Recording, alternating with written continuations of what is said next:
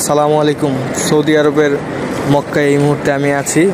মসজিদুল হারাম শরীফের সামনে এরকম অসংখ্য কোম্পানি ট্রাকে ট্রাকে পানি ফ্রিতে বিতরণ করছে। তারপরেও মুসল্লিদের ফ্রি পানি নেওয়ার আগ্রহ খুব বেশি নেই। রাস্তায় অসংখ্য মানুষ চলাচল করছে। পানি একদম ফ্রিজিং করা, অনেক ঠান্ডা, তারপরেও পানি কেউ নিচ্ছে না, এইভাবেই পানি রেখে দেওয়া আছে। আর নেবে না এটাই স্বাভাবিক, কজ হচ্ছে মসজিদুল হারাম শরীফের বিভিন্ন পয়েন্টে জমজমের পানি, একদম ঠান্ডা পানি পাওয়া যাচ্ছে।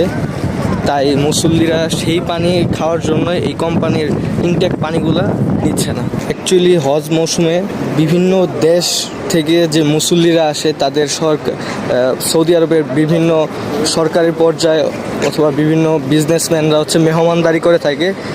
সেই থেকেই হচ্ছে এই পানিগুলো ফ্রিতে বিতরণ করছে। শুধু আমি এই মুহূর্তে আছি মক্কার পিঙ্গুইন স্কোয়ারে, এটাকে বাঙালিরা কবুতর চত্বরও বলে থাকে। এখানে আরেকটা কোম্পানি পানি ফ্রিতে বিতরণ করছে।